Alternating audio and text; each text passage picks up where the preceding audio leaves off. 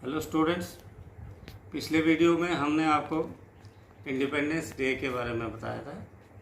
तो national event में independence day, Republic day और गांधी जयंती आते हैं।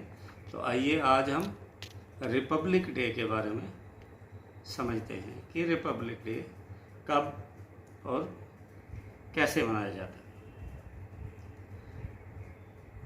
इंडिया ने यानी कि भारत ने जब आज़ादी प्राप्त कर ली, आज़ादी हासिल कर दी, तो दूसरा हमारे एक चैलेंज था कि हमारा अपना संविधान हो, अपना आइन हो, अपना कॉन्स्टिट्यूशन हो।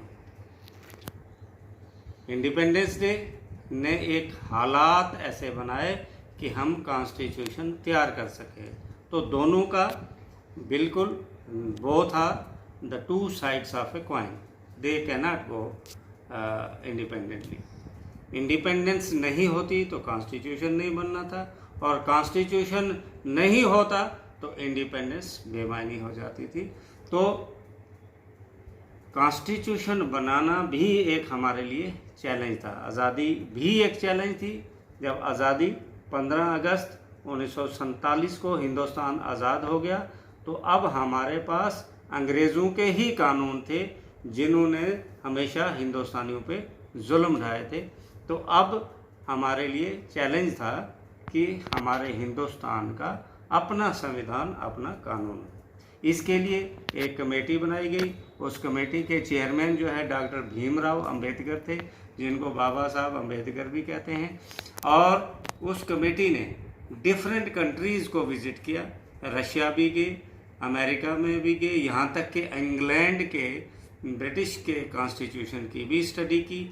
और कुछ चीज़ें ये चुन चुन के जो है कुछ फ्रेंच से ली गई हैं, जैसे कुछ राइट्स हैं, जैसे कुछ फंडामेंटल राइट्स हैं, या कुछ ये डिफरेंट कॉन्स्टिट्यूशन से ली। कुछ चीज़ें इंग्लैंड के कॉन्स्टिट्यूशन से ली गई, कुछ अमेरिका के कॉन्स्टिट्यूशन से ली गई, और उनको फिर भारत के रंग में रंगा गया। वहाँ से इंस्पायरेशन ली गई कि उनके यहाँ वो कानून किस तरह से है। फिर वहाँ से एक फॉर्मेट सा लेकर हिंदुस्तान में जो है उनको अपने तरीके से जो है चलाया गया। हालांकि बहुत सी चीज़ें जो हैं अभी भी एग्जिस्ट कर रही हैं, जिसका कहीं ना कहीं डायरेक्टली इनडायरेक्टली अभी भी प्राचीन समय से लिंक करता है, लेकिन ज़्यादातर चीज़ें जो है उसमें चेंजेस आ गई। तो 30 महीने लगे कॉन्स्टिट्यूशन को तैयार करने में। अल्टीमेटली 26 नवंबर को ये कॉन्स्टिट्यूशन, 26 नवंबर 1949, 26 ऑफ नवंबर 1949 को कॉन्स्टिट्यूशन जो है तैयार हो गया था। अब किसी वजह से, किसी पॉलिटिकल कारण से ये थोड़ा सा डिले हो गया, और फिर ये 26 नवंबर के बजाय 26 जनवरी 1950 को अडॉप्ट किया गया, लागू किया गया। तभी से इस दिन को रिपब्लिक डे के तौर पे मनाया जा रहा है। और 1950 में पहली बार राष्ट्रपति ने, यानी कि हमारे हिंदुस्तान के पहली बार जो है राष्ट्रपति ने झंडा लहराया, और तब से लेके आज तक जो है ये लगातार 2 दिन जो है वो सेलिब्रेट नेशनल इवेंट के तौर पे होते हैं, यानी कि 26 of January every year and 15 of August every year. अब जो मेन सेलिब्रेशन है वो दिल्ली में होता है, और इस मेन सेलिब्रेशन में फ्लैग होस्टिंग, जो झंडा चढ़ाया जाता है, वो राष्ट्रपति द्वारा यानी कि प्रेसिडेंट ऑफ इंडिया की तरफ से होता है। और 15 अगस्त को प्राइम मिनिस्टर जो है फ्लैग होस्ट करते हैं। ये एक बड़ा पॉलिटिकल लेवल का एक टेक्निकल क्वेश्चन है कि 15 अगस्त को प्रधानमंत्री झंडा क्यों चढ़ाते हैं और 26 जनवरी को राष्ट्रपति क्यों झंडा चढ़ाते हैं। रीज़न ये है कि कॉन्स्टिट्यूशन का हेड जो है वो राष्ट्रपति को माना जाता है। प्रेसिडेंट इज को known as the constitutional head of India.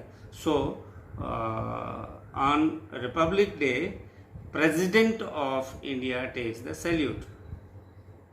Similarly, Prime Minister is known as the sovereign head of our country. So Prime Minister takes salutes on 15th of अगस्त। ये कारण है कि 15 अगस्त को प्रधानमंत्री सल्यूट लेते हैं सेंटर में और 26 जनवरी को राष्ट्रपति लेते हैं।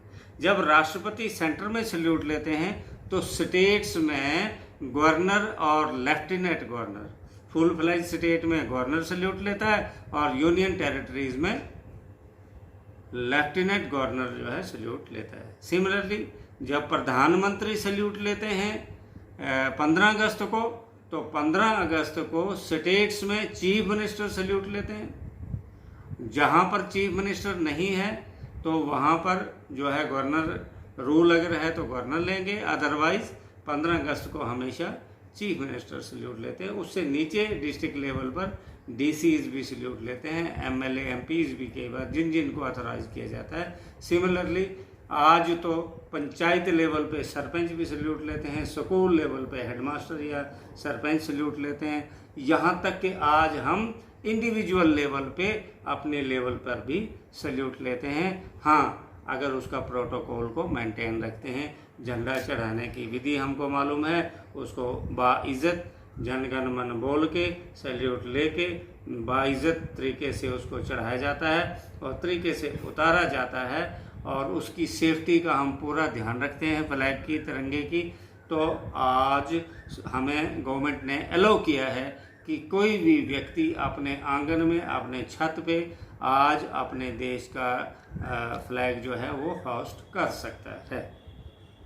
दूसरा, इस दिन दीप ज्वाला होती है। बड़े बड़े जो नॉर्मली सरकारी जो बंगले होते हैं उनको सजाया जाता है, लाइटें जलाई जाती हैं, लेकिन घरों में भी बहुत से लोग दीप ज्वाला करते हैं और करना भी चाहिए। यही एक दिन है जो हम सब को इकट्ठे रखता है, जहाँ पर हम भाईचारा दिखाते हैं और दिखाना भी चाहिए, जहाँ पर हम इकट्ठे होकर अपने देश की एकता व अखंडता और अपने उस नेशनल इवेंट को मनाते हैं।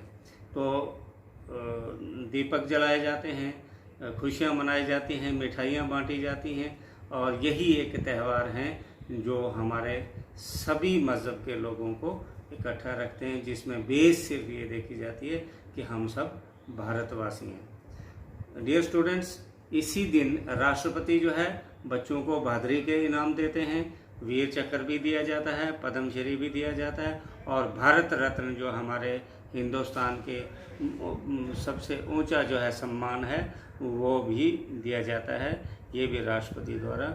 इसके अलावा जो परेड्स है वो एज़ यूजुअल आर्मी की, नेवी की, एयरफोर्स की, बेल्ट फोर्सेस की, एनसीसी की, लोकल पुलिस की, दिल्ली पुलिस की, स्काउट्स गाइड्स की और इसके अलावा जो डिफरेंट रैलीज़ हैं, डिफरेंट स्टेट्स का कल्चर है, एक तरह का हिंदुस्तान, पूरे हिंदुस्तान का एक नमूना सा पेश किया जाता है और फिर यहाँ पर ये प्रोग्राम समाप्त